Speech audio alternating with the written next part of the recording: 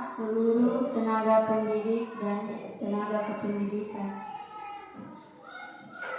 Puji syukur marilah kita panjatkan kehadirat Allah Subhanahu wa taala atas rahmat berupa kesehatan dan salawat serta salam semoga tetap tercurahkan kepada Rasulullah SAW, sehingga kita masih diberi kesempatan berkumpul di tempat ini dalam rangka kegiatan diseminasi budaya positif di sekolah. Untuk mengefisienkan waktu, saya persilakan kepada Ibu Ani Dwi Susanti SPD selaku pemateri hari ini untuk memaparkan materinya. Kepada Ibu Ani dengan hormat dipersilakan. Ya, terima kasih. Mohon maaf saya berdiri ya Bu.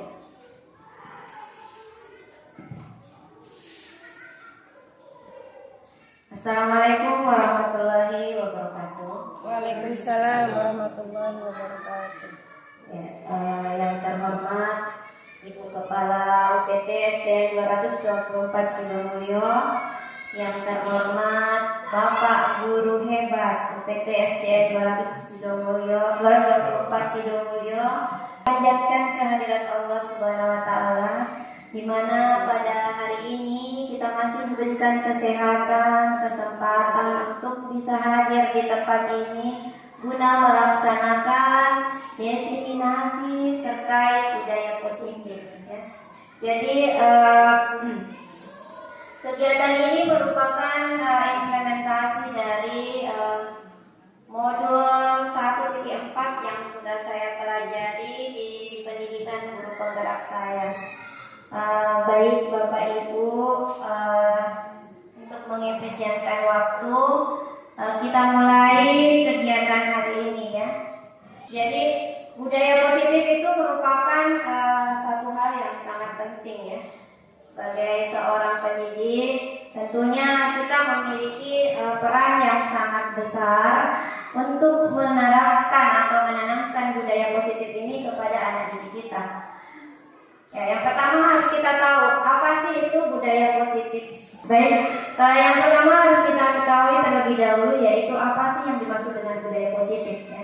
Budaya positif di sekolah yaitu nilai-nilai dan kebiasaan-kebiasaan di sekolah yang berpihak pada peserta didik agar mereka dapat berkembang menjadi pribadi yang kritis, penuh hormat dan bertanggung jawab. Karena hal ini sangatlah penting kita terapkan kepada anak didik kita. Yang kedua, perubahan atau paradigma. Jadi untuk membangun budaya yang positif, sekolah itu perlu menyediakan lingkungan yang positif, yang aman dan nyaman, agar murid itu mampu untuk berpikir, bertindak dan mencipta dengan merdeka, mandiri dan bertanggung jawab. Kemudian lazimnya disiplin itu dikaitkan dengan kontrol. Dalam hal ini kontrol guru itu dalam menghadapi murid itu sangat penting sekali, karena budaya-budaya positif ini tidak akan pernah tertanam kepada anak didik kita apabila kita seorang pendidik tidak bisa mengontrol semuanya. Menurut Ki Hajar Dewantara, apa sih tujuan pendidikan itu? Tujuan pendidikan itu yaitu menuntun segala kodrat yang ada pada anak-anak agar mereka dapat mencapai keselamatan dan kebahagiaan yang setinggi-tingginya, baik sebagai manusia maupun sebagai anggota masyarakat. Oleh sebab itu, pendidikan itu hanya dapat menuntun tumbuh atau hidupnya kekuatan kodrat yang ada pada anak-anak agar dapat memperbaiki lakunya, bukan dasarnya. Nah, disiplin di sini adalah kemampuan memerintah diri sendiri dalam mengontrol dan menguasai diri untuk memilih tindakan yang mengacu pada nilai-nilai yang kita hargai dengan penuh tanggung jawab tanpa terperintah orang lain. Nah, sebenarnya kalau kita melihat pengertian ini, apa yang dapat Bapak Ibu simpulkan dari kata disiplin? Iya. Jadi di sini dengan penuh tanggung jawab tanpa terperintah orang lain, artinya dari dalam diri kita sendiri. Jadi kedisiplinan itu, bagaimana kita mendisiplinkan diri, harus ada dari hati nurani kita, dari dalam diri kita. Kalau kita tidak mau untuk mendisiplinkan diri, biar orang lain bilang tidak akan tercapai itu semua ya. Karena yang bisa mengontrol diri Anda adalah Anda sendiri. Nah, dari kata ini kita bisa memaknai sangat dalam sebenarnya ya.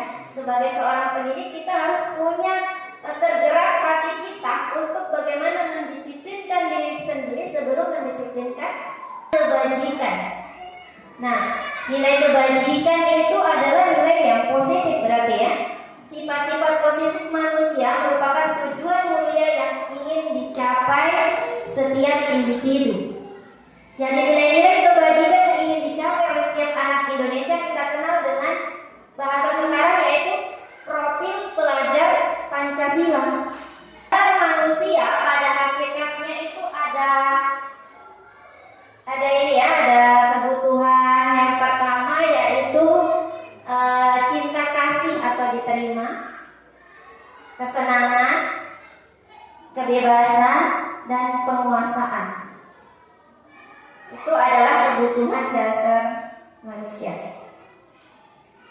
Perlu diterapkan karena kadang tanpa sadar kalau kita tidak mengontrol siswa kita, tidak menanamkan budaya-budaya ini, biasa tingkah laku siswa kita itu tidak sesuai dengan yang seharusnya tergambar pada profil pelajar Pancasila tadi.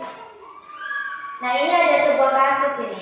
Ibu Ani, guru kelas 5 di SD Pelita Hati, sedang bingung menghadapi ulas salah satu murid di kelasnya, yaitu Agus. Beberapa anak telah datang dan mengeluhkan Agus yang seringkali meminta bekal makan siang mereka dengan paksa. Jika Anda menghadapi situasi seperti Ibu Ani, apa yang akan Anda lakukan? Menurut Anda kira-kira apa alasan Agus melakukan hal itu? Kira-kira apa yang akan Anda lakukan ketika Anda menjadi Ibu Ani? Mungkin yang akan saya lakukan ketika saya menjadi Ibu Ani, yang pertama saya akan menanyakan, apa alasanmu nak meminta bekalnya temanmu? Ya. Mungkin seperti itu. Seperti itu ya. Ya. Terima kasih Bu, jawaban yang sangat luar biasa. Mungkin bekal, karena orang tuanya tidak membawakan bekal makan siang, maka kebutuhan yang sebenarnya dibutuhkan oleh Agus itu adalah kebutuhan untuk bertahan hidup karena dia lapar. Makanya dia minta temannya. Nah, yang kedua, apabila jawaban Agus karena ia senang temannya jadi memperhatikan dia, berarti kebutuhan apa itu? Kasih sayang. Kan biasa kalau di rumah kurang perhatian, di sekolah cari kasih sayang. Biasa begitu kan? Iya. Yang ketiga, apabila jawaban Agus adalah dia merasa hebat karena temannya jadi takut. Ada kan biasa begitu? Dan menuruti keinginannya, akhirnya dikasih ini makanannya. Nah, kebutuhannya apa ini? Penguasaan. Pengakuan atas kemampuan bahwa dia hebat, dia berkuasa. Nah, ya ibaratnya seperti preman. Itu kebutuhan yang ingin dicapai sama siswa itu sebenarnya. Iya. Jadi kita tidak boleh langsung memvonis siswa itu. Kenapa kamu seperti ini? Kita harus cari tahu dulu. Ya. Kemudian yang berikutnya, apabila jawaban Agus karena dia merasa bosan dengan bekal yang dibawakan ibunya, maka kebutuhan yang ingin dicapai Agus itu yaitu kebebasan. Sebenarnya dia pengen ditanya sama mamanya, kamu mau apa lagi sih nak? Ya, dia pengen bebas untuk menu saya hari ini 5 posisi kontrol ternyata ya ini tadi. Yang pertama penghukum, pembuat merasa bersalah, teman, pemantau, manajer. Kalau kita lihat posisi kontrol guru sebagai penghukum ada di level teratas. Bukan berarti level itu yang terbaik. Justru ini tadi yang akan membekas selamanya. Kalau merasa bersalah, ternyata seorang guru dalam menyelesaikan masalah ini tidak boleh bersikap sebagai pembuat merasa bersalah. Pembuat merasa bersalah yang bagaimana itu, Bu? Misalnya begini, seorang anak ada yang bersalah ini, dia melakukan kesalahan. Langsung kita katakan begini, Nak, apa memang kau bilang itu sama kita toh? Tidak boleh begitu. Akhirnya pecah semua itu apa nih kalau begini? Rusak semua anu tak? Kan anak-anak terus diam saja begitu. Kenapa? Karena merasa bersalah. Jadi kita di sini berperan kontrol kita sebagai pembuat rasa bersalah ke siswa. Itu pun tidak boleh, kurang bagus. Karena anak-anak menjadi mau bersikap teman. Sebagai teman, kalau kita dengar sebagai teman berarti bagus ya? Tidak juga. Sebagai teman ini, kita kontrol yang terbaik adalah manajer. Kenapa manajer? Itu tadi saya contohkan. Kalau manajer, dia akan memberikan kesempatan kepada siswa untuk mendapatkan solusi dari masalahnya sendiri. Jadi kita tidak langsung ini loh. Tidak. Tapi siswa yang menemukan sendiri solusi dari masalahnya. Nanti dia akan menjawab, kenapa kita lambat, Nak? Bu, jam berapa kita datang, Nak? Misalnya. Jangan. Bagaimana dengan aturan di sekolah kita? Jam berapa seharusnya datang?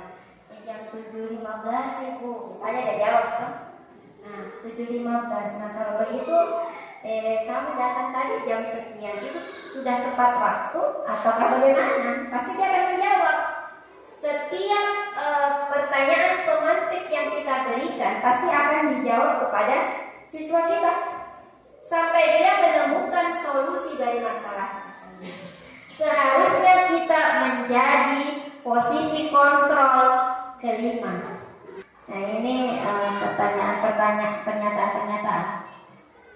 Ya, ini ya, pernyataan yang menggambarkan apa posisi kontrol itu. Saya kecewa sekali dengan kamu. Nah, ini pasti itu membuat rasa bersalah. Saya kecewa sekali sama kamu. Ibu kecewa sama kamu. Nah, itu posisi kontrol membuat rasa bersalah. Kamu tidak pernah benar melakukannya. Penghukum pasti akan bicara seperti itu. Nah, ayolah lakukan demi ibu. Nah, sebagai teman, kayak merangkul. Ayo lakukan. Kalau kamu tidak menulis nanti pasti ibu dimarahi sama kepala sekolah misalnya. Apakah kamu mendapatkan stiker bintang hari ini? Pemantau. Dia banyak bertanya. Bagaimana kamu bisa menyelesaikan masalah ini? Manajer. Nah, ini yang tadi. Menemukan solusi dari setiap masalahnya. Nah, ini budaya positif. Budaya positif itu yang dibawa ini peraturan kelas, keyakinan kelas, lingkungan positif. Kemudian hadirlah budaya positif ya. Jadi dari budaya positif ini ada di situ mulai dari peraturan kelas, keyakinan kelas, lingkungan positif. Itu adalah semua merupakan budaya-budaya positif. Biasa enggak ibu bapak yang pegang kelas ini melakukan membuat keyakinan kelas? Biasa ya bapak ibu. Kalau dulu itu dikenal sebagai bukan keyakinan kelas, apa ya? Bisa mengingatkan apa itu dulu muatan? Hah?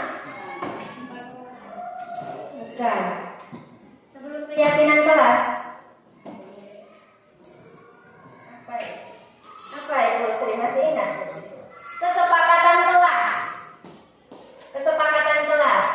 Dulunya kesepakatan kelas, kalau sekarang keyakinan kelas.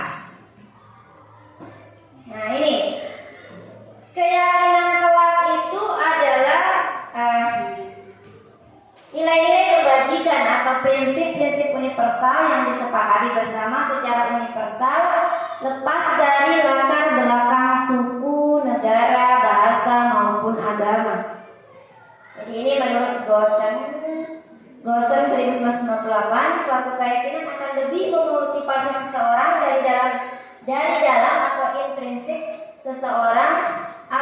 lebih bersemangat untuk menjalankan keyakinannya daripada hanya sekedar mengikuti serangkaian peraturan.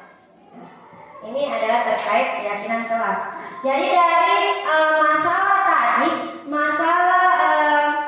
penyelesaian masalah kepada siswa, kita masuk kepada budaya-budaya positif yang pertama, yaitu keyakinan kelas atau dulu dikenal sebagai kesepakatan kelas. Nah ini pembentukan keyakinan kelas.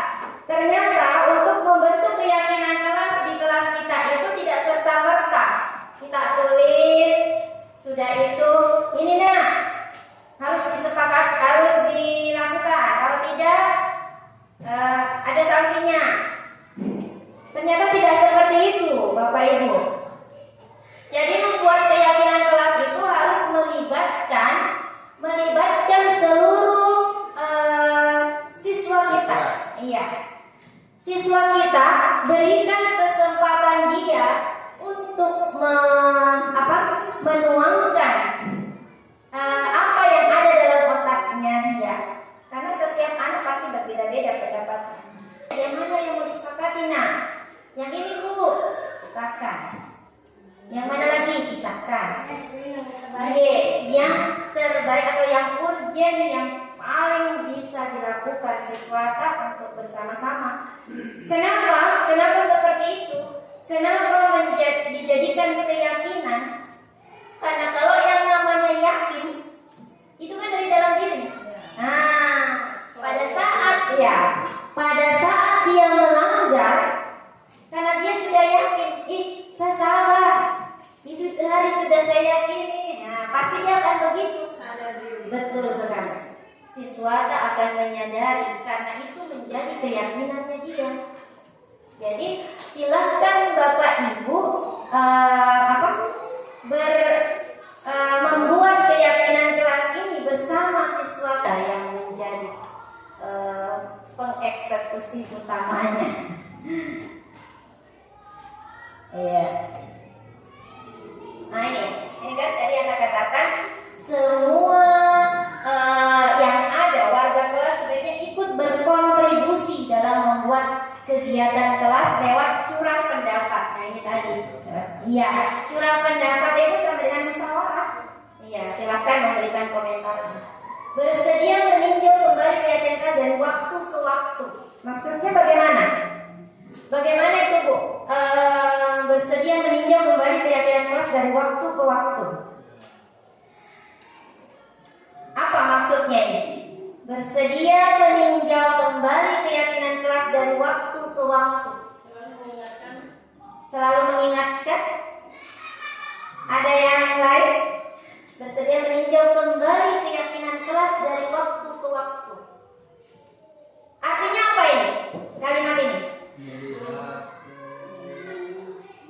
Kegiatan yang kita sepakati. Ya.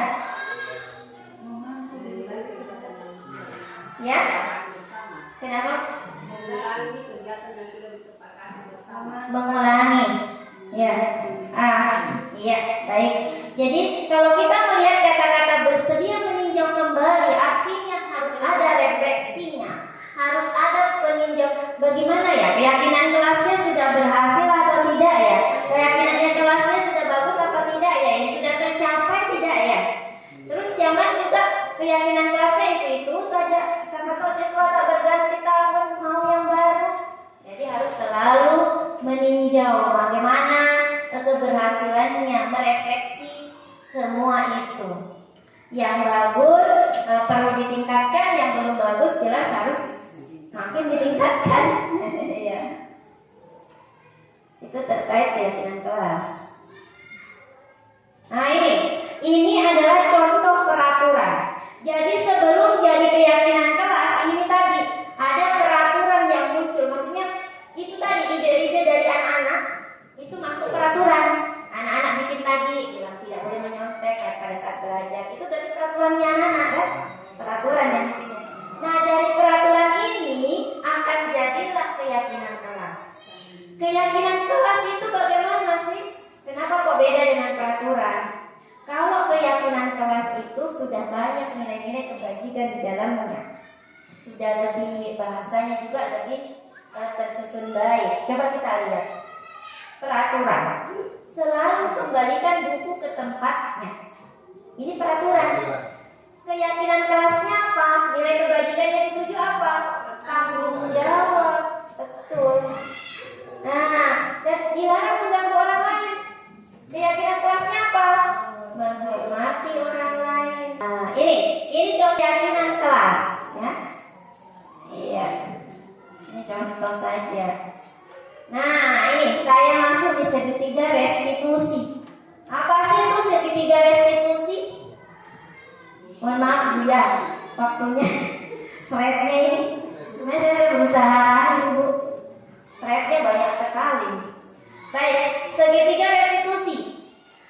Segitiga restitusi ini adalah proses menciptakan kondisi bagi murid untuk memperbaiki kesalahan mereka, sehingga mereka bisa kembali pada kelompok mereka dengan karakter yang lebih kuat.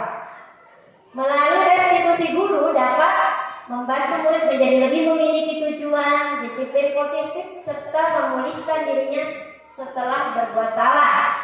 Kemudian membantu murid untuk jujur pada diri sendiri dan mengevaluasi dampak dari kesalahan yang dilakukan. Yang terakhir, memberikan penawaran bukan paksaan. Jadi tidak ada paksaan dari guru.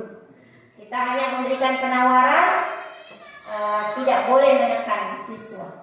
Hukum nih, tapi mau dia apa?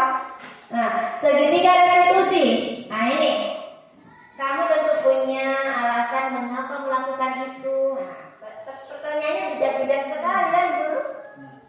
Terus adakah cara yang lebih efektif untuk mendapatkan apa yang kamu butuhkan? Jadi lembut-lembut gitu. Harus lembut-lembut gitu. Iya, harus lembut-lembut. Nilai-nilai apa yang telah kita sepakati? Nah, keyakinan kelas yang itu disebutkan. Kamu ingin menjadi orang yang seperti apa sih nak? Nah, apa kalau sudah marah? Tidak bisa. Nah, tahapan segitiga restitusi. Jadi restitusi itu ada tahapannya. Yang pertama, menstabilkan identitas. Berbuat salah itu tidak apa-apa nak. Nah, ini kata-katanya. Memang, benar biasa kan? Memang semua orang itu pasti punya kesalahan. Termasuk ibu sendiri pasti pernah punya salah kan begitu. Harus seperti itu, kita harus mencari begitu. Jadi pertanyaannya, berbuat salah itu tidak apa-apa. Tidak ada manusia yang sempurna. Saya juga pernah melakukan kesalahan seperti itu. Kita bisa menyelesaikan ini. Bapak Ibu tidak tertarik mencari siapa yang salah. Saya biasa, Ibu bukan mau mencari siapa yang salah. Pokoknya sebijak mungkin supaya anak-anak merasa nyaman mengeluarkan pendapatnya dan menemukan solusinya. Itu sebenarnya tujuannya. Itulah restitusi. Iya. Nah itu tadi, ini sebenarnya yang melakukan ini orang luar. Tapi Indonesia diminta untuk mengikuti karena ini dianggap bahwa sangat bijak untuk menyelesaikan masalah. Kamu berhak merasa begitu. Nah ini menstabilkan identitas. Ya, yang kedua, tahapan segitiga restitusi yang kedua yaitu validasi tindakan yang salah. Nah ini, padahal kamu bisa melakukan yang lebih buruk dari ini ya. Nah, ditanya begitu. Untuk menemukan, untuk memvalidasi tindakannya dia yang salah. Nanti dia akan terjawab. Kamu pasti punya alasan mengapa melakukan hal itu. Iya Bu, pasti dia jawab. Apa alasannya nak? Bu, pasti dia jawab. Iya. Kamu patut bangga pada dirimu sendiri karena kamu telah melindungi sesuatu yang penting buatmu. Nah ini adalah contoh-contoh pada saat kita melakukan tahap restitusi yang kedua, yaitu memvalidasi tindakan yang salah. Ini nih yang bisa kita ucapkan sama anak-anak. Ingat-ingat betul. Ingat-ingat betul.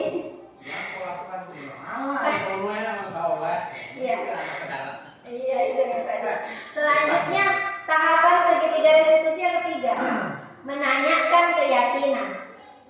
Apa yang kita percaya sebagai sebagai kelas atau keluarga, apa nilai-nilai umum yang kita telah sepakati. Jadi boleh itu tadi menanyakan keyakinan kelas yang sudah disepakati, aturan yang ada di sekolah bagaimana. Kamu tahu melanggar tidak itu kira-kira? Kayak tadi yang saya katakan bahwasanya aturan di sekolah itu harus datang tepat waktu.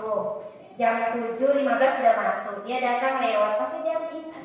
Masih ingat enggak masih apa? Yang saya datangnya harus jam sekian. Nah sekarang kamu datang jam berapa? Jam sekian. Ya, nah, iya, itu punya restitusi Bu. Seperti itu. Iya.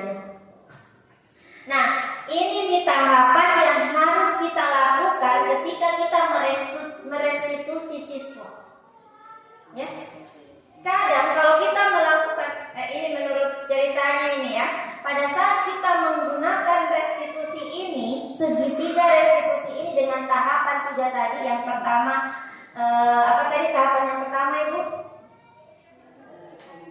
Menstabilkan identitas. Kemudian yang kedua memvalidasi tindakan yang salah, dan yang terakhir adalah menanyakan keyakinan. Ketika kita melakukan segitiga restitusi ini, pasti setiap anak nanti yang merasa bersalah, panggilkan itu ibu urusan saya mau itu yang tak masa menyelesaikan masalah saya, karena bagus sih tidak marah-marah ya. Biasa begitu. Disuruh bertindak seperti itu. Ini terkait segitiga restitusi untuk menyelesaikan masalah-masalah siswa. Karena memang Bu, tanpa saat pasti itu dimanapun kita sebagai pendidik itu pasti pernah menemukan masalah. Ya, bukan hanya satu kali masalah terkait siswa. Itu pasti. Iya.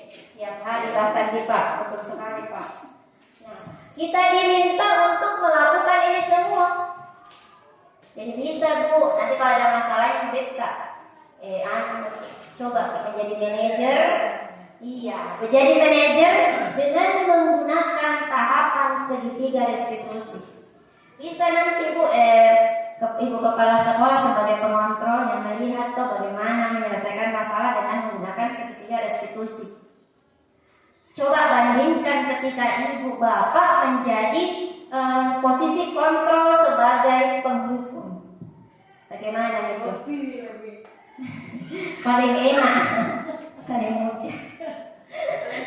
Iya. Iya.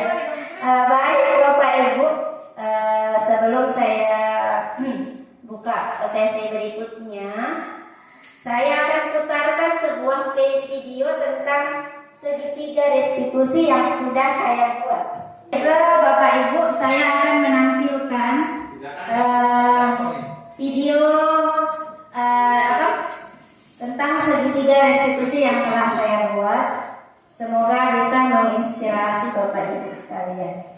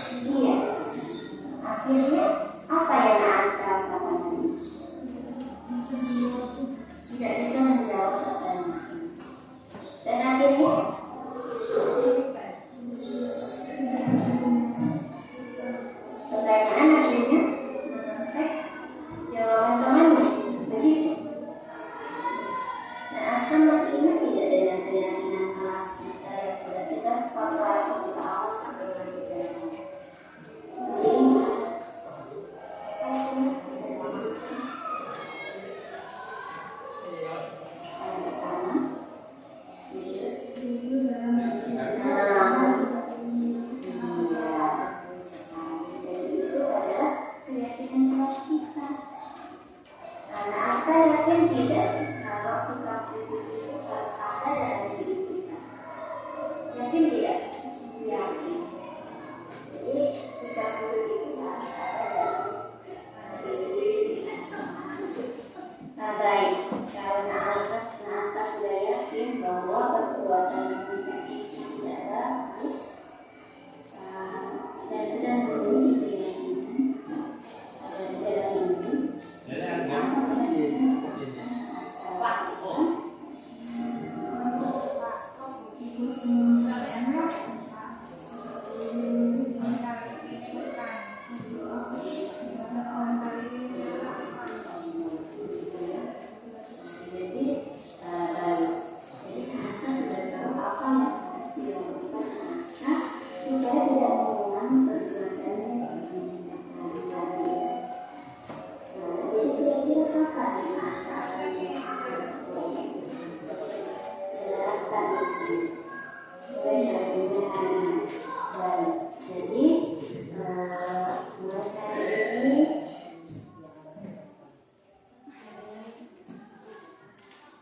dalam ini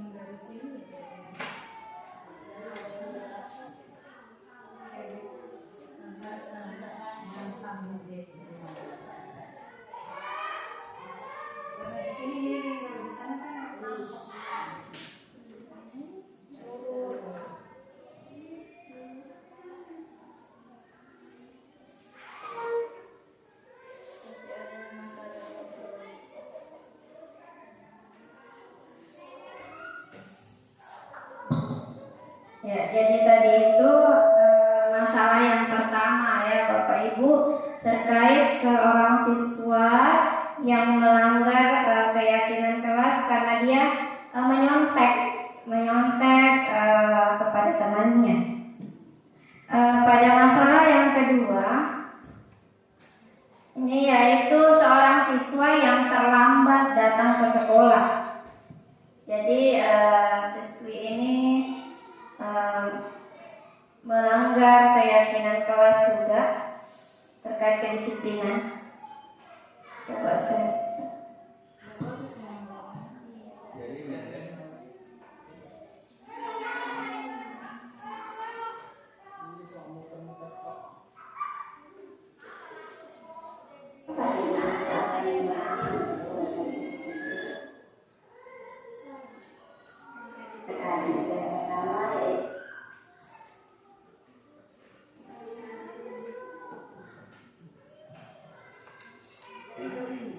Adakah yang punya data?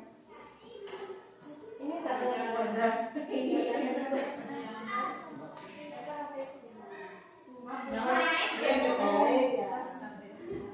Agus kok Yang biasa kalau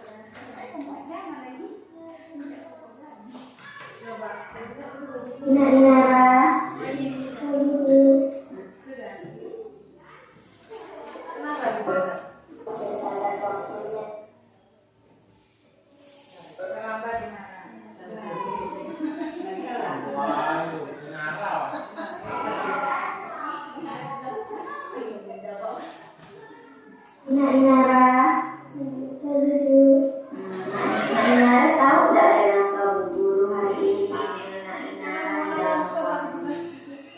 Nggak tahu ya. Tadi Nara ke sekolahnya berangkatnya jam berapa?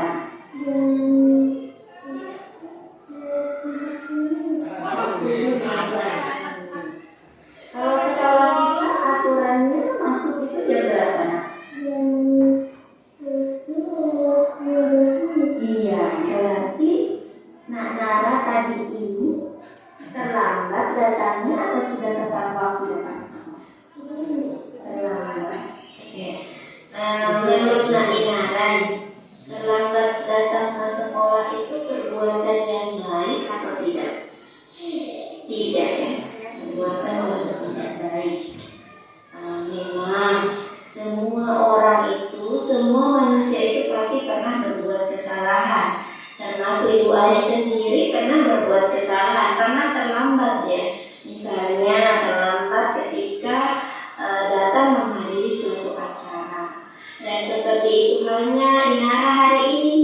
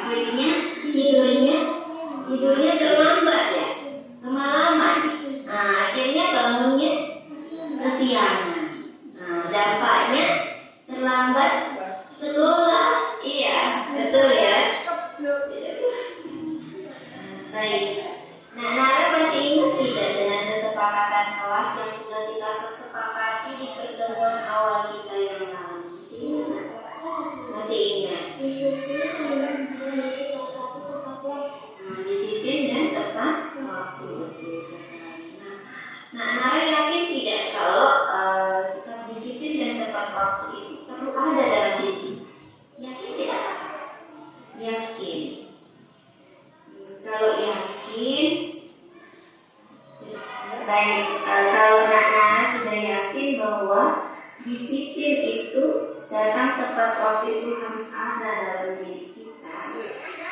Sekarang Ibu bertanya, apa yang akan Nak Nara lakukan agar Nak Inara ini tidak terlambat lagi datang ke sekolah? Artinya dapat disiplin mengikuti aturan yang ada.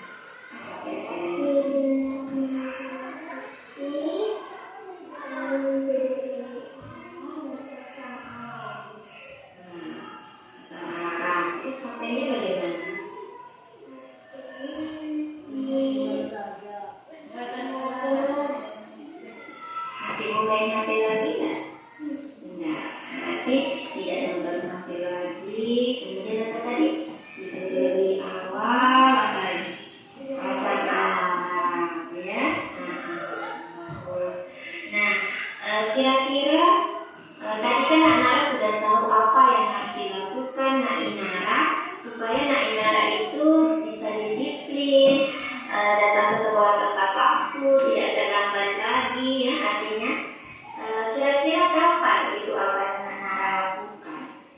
Kebiasaan yang Nak Nara sebut tadi untuk mendisiplinkan Nak Nara, kira-kira mulai kapan akan dilakukan? Mulai sekarang ini ya. Bagus ya. Jadi mulai hari ini Nak Nara akan melakukan apa yang Nak Nara katakan tadi ya. Tidurnya lebih awal, kemudian memasang alarm, terus tidak main HP lagi tadi ya. Semuanya bagus, baik Nak Nara. Ibu doakan semoga Nak Nara bisa menjadi pribadi yang lebih baik dari hari ini, lebih baik lagi ke depannya, dan selalu mengutamakan kedisiplinan, tidak terlambat lagi datang ke sekolahnya, menjadi anak yang soleh. Amin ya. Nah baik, terima kasih atas waktunya Nak Inara. Sekarang boleh kembali. Lepas dulu. Oke. Waalaikumsalam warahmatullahi wabarakatuh. Saya senang sekali nih. Baik, itu tadi adalah contoh dari segitiga restitusi yang telah saya buat ya. Jadi harapan ke depan semoga rekan-rekan guru hebat ini dapat mengaplikasikan apa yang telah saya sampaikan hari ini di kelasnya masing-masing. Karena ini merupakan satu tanggung jawab kita sebagai seorang pendidik untuk bisa menyelesaikan masalah-masalah yang mungkin dan bukan mungkin aja yang selalu muncul di kelas-kelas kita. Baik Bapak Ibu, mungkin ini pemaparan yang bisa saya berikan untuk hari ini. Kurang dan lebihnya mohon dimaafkan. Kalau ada lebihnya pasti datangnya dari Allah. Kalau kekurangan itu pasti datangnya dari saya. Semoga ibu-ibu guru hebat ini dapat lebih baik dari yang sekarang. Selanjutnya saya kembalikan kepada Ibu Moderator.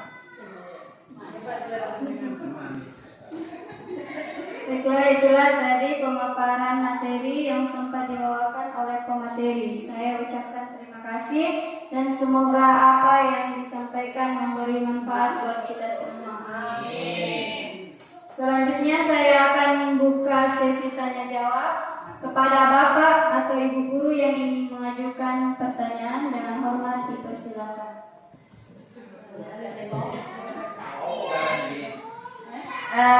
Baik, siapa tahu ada yang mau ditanyakan Bu di sini ya. Kita sama-sama sharing. Kalau saya bisa menjawab, saya akan jawab. Kalau belum bisa menjawab, saya akan bertanya sama orang yang lebih tahu ya. Siapa orang yang lebih tahu ya, yang mempunyai pengetahuan yang mumpuni dari apa yang saya sampaikan tadi. Karena saya menyampaikan tadi itu hanya istilahnya penyambung lidah saja, menyampaikan apa yang sudah saya dapat, Jadi monggo Bu, silakan. Siapa tahu mau sharing sama saya, silakan bertanya.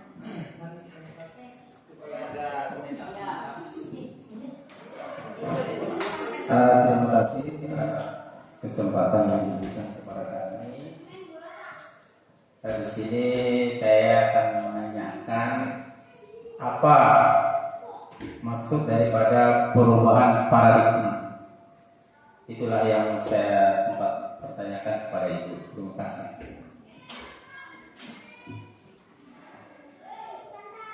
Baik, terima kasih waktu yang diberikan kepada saya. Ada sedikit yang mau saya tanyakan kepada Ibu materi mengenai segitiga restitusi.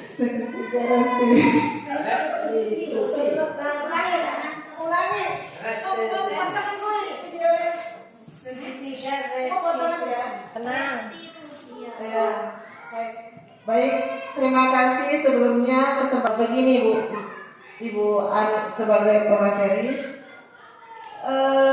Kalau kita tidak melaksanakan yang namanya segitiga restitusi ini, kira-kira dampaknya itu apakah lebih tidak dampak positifnya atau dampak negatifnya apa kira-kira?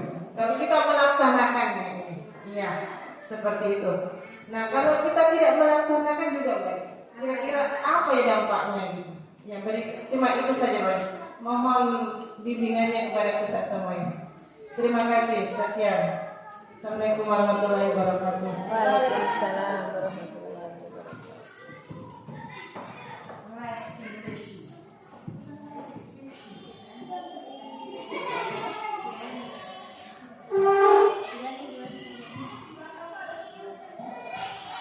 Baiklah, itulah tadi jawaban dari pertanyaan dari Bapak dan Ibu Guru. Yang pertama itu apa yang dimaksud dengan paradigma, dan yang kedua itu bagaimana dampak positif dan negatif jika kita tidak melaksanakan segitiga restitusi. Baik, kepada pemateri untuk menjawab. Saya berdiri saja ya Bapak Ibu. Terima kasih atas pertanyaan dari rekan-rekan Bapak Ibu guru hebat, dan pertanyaannya juga sangat hebat dan sangat luar biasa. Pertanyaan yang pertama terkait apa sih yang dimaksud dengan paradigma. Paradigma itu lebih ke cara pandang atau cara pandang seseorang terkait sesuatu statement juga. Jadi kalau kita berbicara tentang paradigma pendidikan, berarti cara pandang kita terkait pendidikan itu seperti apa. Kemudian yang pertanyaan kedua tadi oleh Ibu Sri Indarwati, apa dampak positif yang ditimbulkan dari pelaksanaan segitiga restitusi, dan apa dampak negatifnya apabila kita tidak melakukan segitiga restitusi tersebut. Dampak positif yang didapatkan dari pelaksanaan segitiga restitusi itu, kalau kita melihat langkah-langkah segitiga restitusi yang sudah tadi saya tampilkan, mulai yang pertama yaitu menstabilkan masalah, kemudian yang kedua memvalidasi masalah, dan yang ketiga meyakinkan, ya, mengungkapkan keyakinan keras, mengingatkan, ya. Tahapan-tahapan itu semua tahapan-tahapan yang istilahnya memberikan ruang kepada peserta didik kita untuk mampu menemukan solusi dari setiap masalahnya. Jadi kita sebagai seorang guru bijak memberikan arahan kepada murid kita, menjembatani murid kita untuk menemukan menemukan solusi dari masalahnya dia.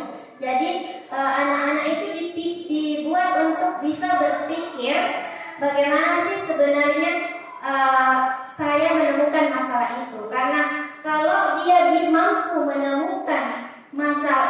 menemukan solusi dari masalahnya sendiri, maka itu akan menguatkan kepribadiannya dia.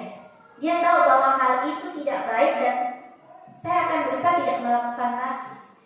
Beda kalau kita yang memberikan, kamu harus seperti ini, kamu harus begini loh, kamu harus, kayaknya kita langsung menyuguhkan menyuapi makanan itu masuk di mulutnya. Dia tidak tahu prosesnya seperti apa. Padahal si anak ini sebenarnya mampu untuk menemukan sendiri. Ketika anak ini mampu untuk menemukan, itu tadi bisa memperkuat kepribadiannya dia untuk tidak mengulang kembali kesalahan yang semula. Karena dia tahu, dia sudah menyebutkan sendiri. Dia tahu apa yang sudah dia langgar, dia tahu apa solusinya. Jadi solusi itu muncul dari dalam dirinya. Dia punya keyakinan yang sudah diyakini.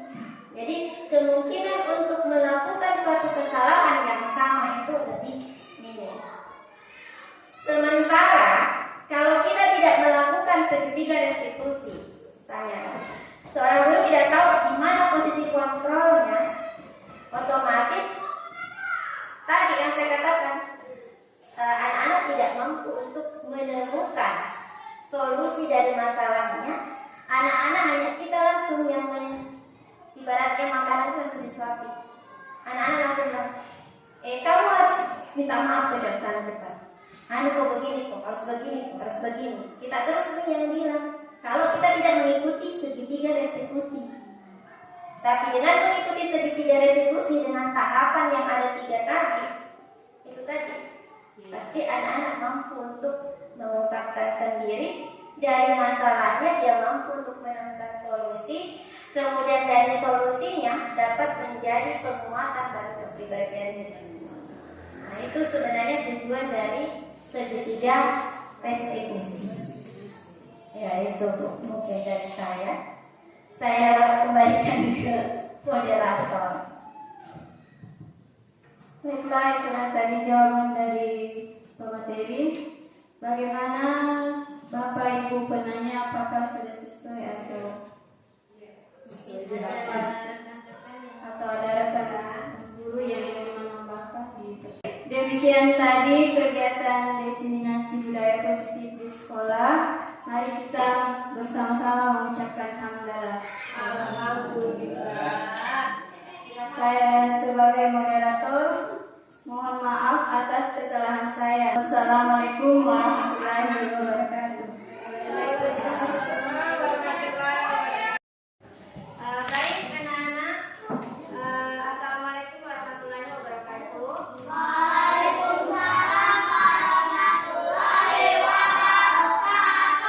Hari ini kita akan membuat keyakinan kelas, ya.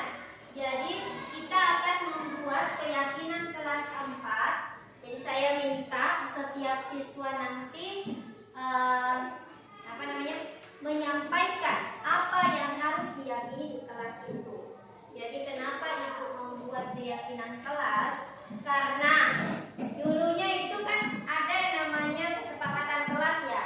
Sekarang itu keyakinan kelas. Kenapa keyakinan kelas? Karena dengan keyakinan kelas kalian itu lebih yakin dalam diri kalian untuk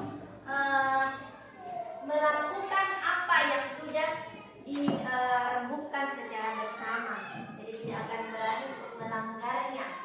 Nah, sekarang setiap siswa ibu kasih tugas untuk menuliskan apa kira-kira peraturan di kelas yang akan dijadikan keyakinan kelas.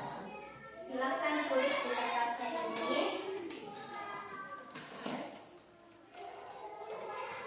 Saya beri kertas, tuliskan apa yang menjadi keyakinan, peraturan kalian, peraturannya yang mana? Betul, begitu. Boleh. Nah, silakan.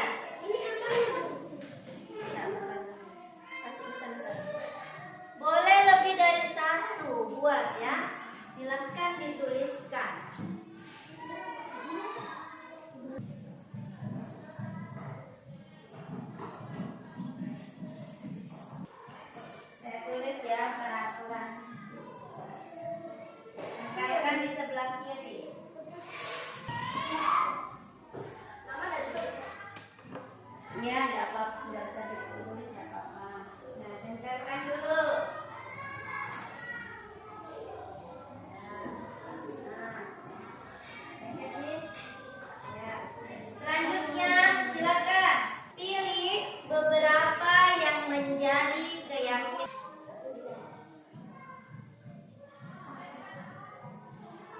Ya, silakan.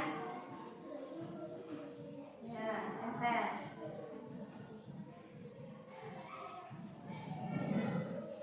Jangan di sana.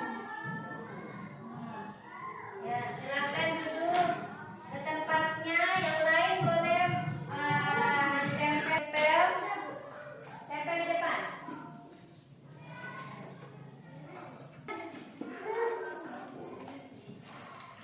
Ya.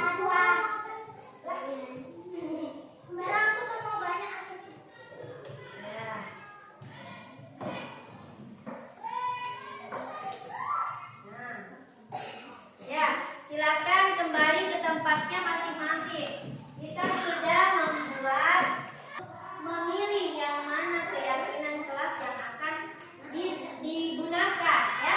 Yang pertama, coba dengar. Tidak boleh menyontek. Yang kedua, tidak boleh jalan-jalan di kelas. Tidak boleh bermain di kelas. Nah, ini menyontek sama ya, saya gabungkan. Nah, ini menyontek sama semuanya.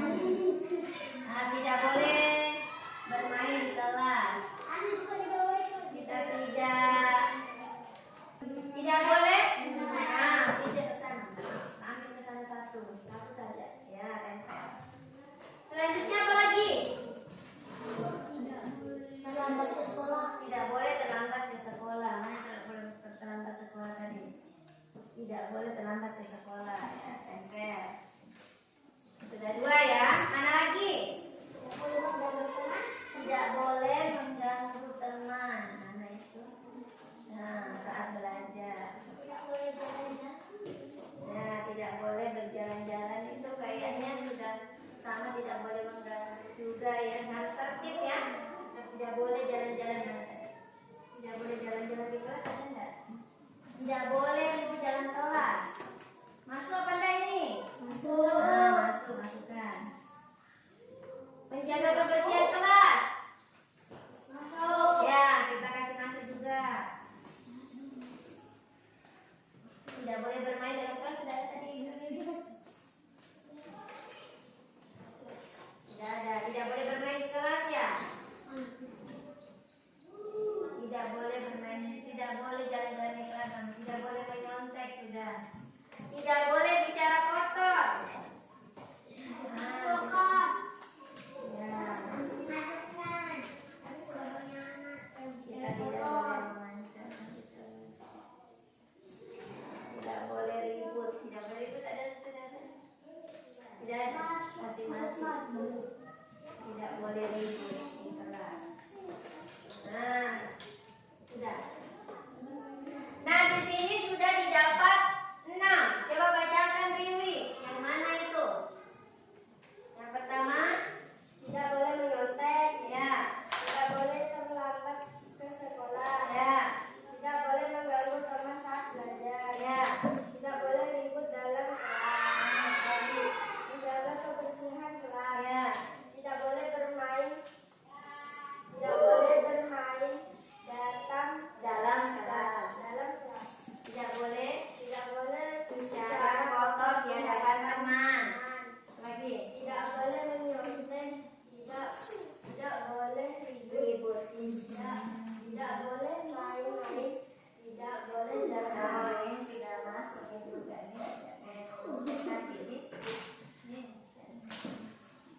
Ya, ini.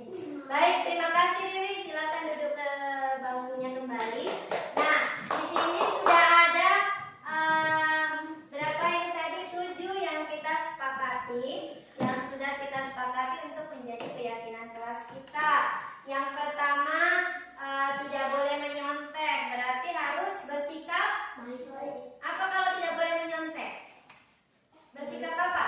Jujur. Iya, betul sekali. Berarti harus bersikap jujur. Nah, tidak boleh menyontek itu berarti lebih ke harus bersikap jujur.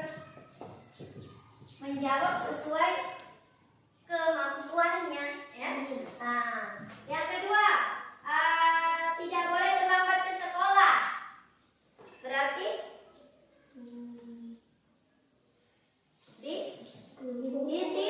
disiplin.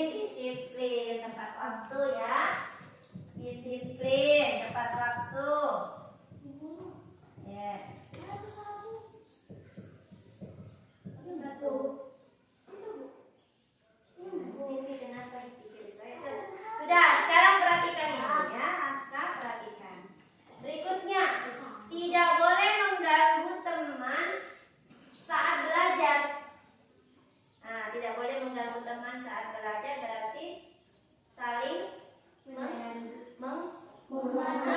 menghormati ya. Nilai kebajikan yang ada itu saling menghormati ya. Apalagi selanjutnya tidak boleh ribut dalam kelas, sama ya, saling menghargai dan menghormati. Tidak boleh ribut tidak boleh bicara kotor. Nah, sama juga saling menghormati, saling menghargai. Tidak boleh bicara kotor, atau disepakati ya. Tidak boleh bermain di dalam kelas, menjaga kebersihan kelas. Nah, ini adalah keyakinan kelas kita yang telah kita sepakati bersama ya.